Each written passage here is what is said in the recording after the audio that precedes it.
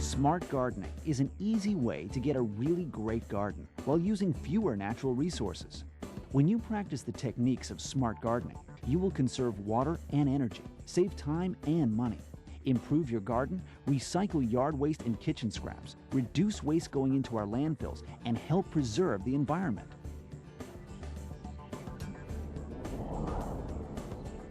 The County of Los Angeles Department of Public Works established the Smart Gardening Program as an innovative and informative program to keep our environment flourishing for many years to come. Today, the Smart Gardening Program has evolved into an exceptional and easily executed series of popular and proven techniques with benefits that are achieved when we make a concerted effort to think smart and get with the program. Water, the source of life for every living thing on Earth, which is why, in an effort to conserve our planet's most precious resource, a new concept in yard and garden care was integrated into the Countywide Smart Gardening Program. It's called Water-Wise Gardening, and its innovative landscaping techniques could be the key to saving more than half the water you normally use, while at the same time keeping your yard and garden watertight.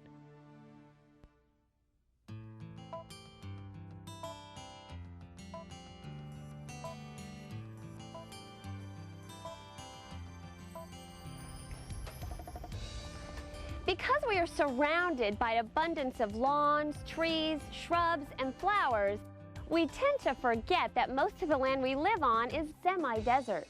And of the more than 500 gallons of water a typical family uses in a day, over 30% is used to water their yards and gardens. That's over 150 gallons of water a day, every day, 7 days a week. And if that sounds like a lot of water, multiply that number by the millions of other families throughout LA County with yards and gardens, and you'll get some idea of the vast amounts of water we spend to beautify our homes and properties. Thanks for joining us today.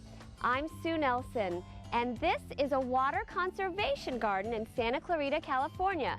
It's thriving, living evidence that we can maintain and enjoy green and healthy yards and gardens while saving more than half our normal water usage. That's right, more than half. And here to share the secret with us on how to keep our yards and gardens flourishing with less water is Tim Wheeler, horticulturist with the Castaic Lake Water Agency. Thanks for joining us, Tim. It's a pleasure, Sue. But the techniques for water-wise gardening aren't really a secret. Farmers, landscape professionals, and gardeners have been using them for decades. Well, they're professionals. Is it really important that average families use these techniques as well? Oh, of course. As you know, we have to import much of our water supply. That's true. Millions of gallons are drawn from the Colorado River, and millions more come from northern and central California via the California Aqueduct. And don't forget the groundwater wells and the regional aquifers that supply them. Naturally, bringing all that water in from someplace else costs a lot of money. It's expensive, and sometimes supplies run low. Wait a second. Even though we live in a semi-desert, we get some pretty heavy periods of rainfall here. That's true, but those periods of heavy rain are often followed by years of drought. It's critical we do everything we can do to conserve water. Okay, well, it's good to know that we can save water without sacrificing the beauty of our yards and gardens. Where do we begin? Well, with the assistance of a few friends, let's begin at the beginning. There are several steps in creating a water-wise garden. The first of which is to determine the names of the plants you have. Okay, well, why is it important to identify them? Well, different plants have different water requirements. By identifying them by name, you can tailor the water to the individual plants. Ah, which will keep us from watering more than is necessary. Exactly, you're catching on. Well, thanks, but the water-wise techniques are designed to be easily understood and implemented. So what's next? Come with me and I'll show you.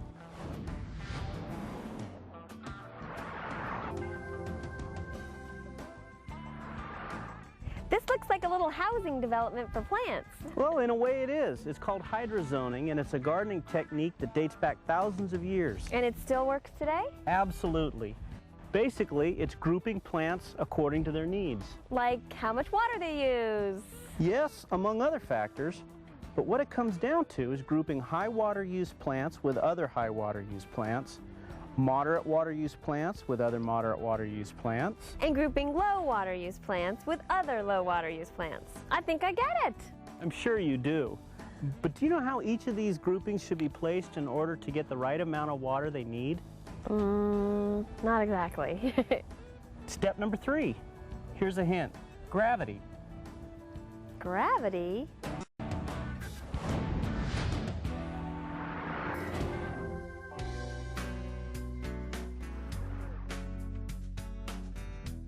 All of your high water use plants should be planted at the highest point of your yard or garden. Any idea why? Would it be because those are the plants that need the most water? It would. That's where gravity comes in. Of course. Water flows downhill, so if you water the high-use plants higher up, Naturally, the excess water is going to flow down to the plants below, and they'll use the water the plants above them don't need. now that's what I call smart. And simple. So simple, anyone can do it.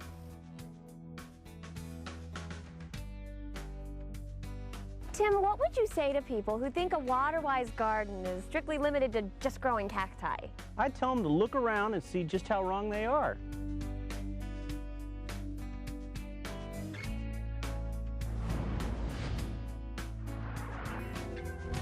One of the most effective ways to save water is to dress your yard or garden with native or drought-tolerant plants that don't require a lot of water to survive. Well, and from the looks of things here, there are plenty of native and drought-tolerant plants to choose from to give your yard and garden a variety of beautiful vegetation. Woolly blue curls, California grape, seaside daisy, blue-eyed grass, and cottonwood are just a few examples of these plants that bring a natural and beautiful look to any yard or garden. And because they're native to Southern California, they're inexpensive. Okay, it's pretty obvious you can have a beautiful lawn and garden and still conserve water. But one of the things a lot of homeowners take the most pride in is having a lush lawn. That's true, but if they're serious about saving water, there are alternatives to turf grass.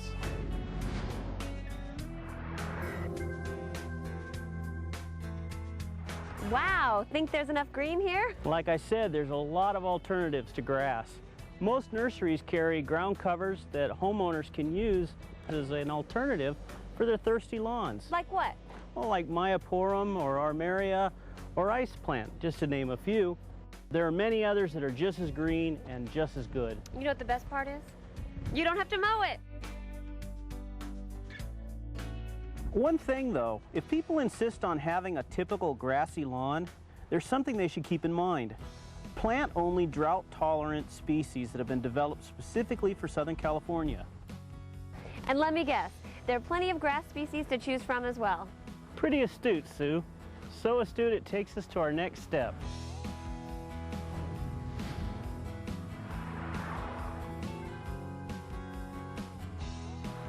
As you can see, there are plenty of plants that are not only lovely and decorative, but they can also survive on very little water. Having so many plants to choose from can be problematic and could lead to unexpected complications if you're not careful. So what do you recommend? First, have a plan. Make sure you have a clear understanding of what plants and vegetation will best suit your yard or garden.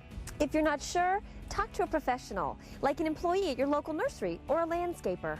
The point is to choose your plants carefully, putting the ones that thrive in direct sunlight in the appropriate areas and the plants that need shade in areas that are protected from the sun. You mentioned something before about unexpected complications. What kind of complications? Well, suppose you have a single-story home and you decide to spruce up the yard by adding a few shrubs. And again, there are plenty to choose from. Yes, but which of these is right for your property? This is nice. I'd pick this one. What's wrong with this one? It isn't a good choice for a single-story house. It can grow into a small tree, so it wouldn't be a good choice if you wanted to enjoy the view outside your window, would it? You're right. I'd want something that wouldn't be taller than about 2 or 3 feet. No, honey, just gonna have to cut it all out. And there are plenty of those to choose from. Just know what you want and choose accordingly. Seems simple enough.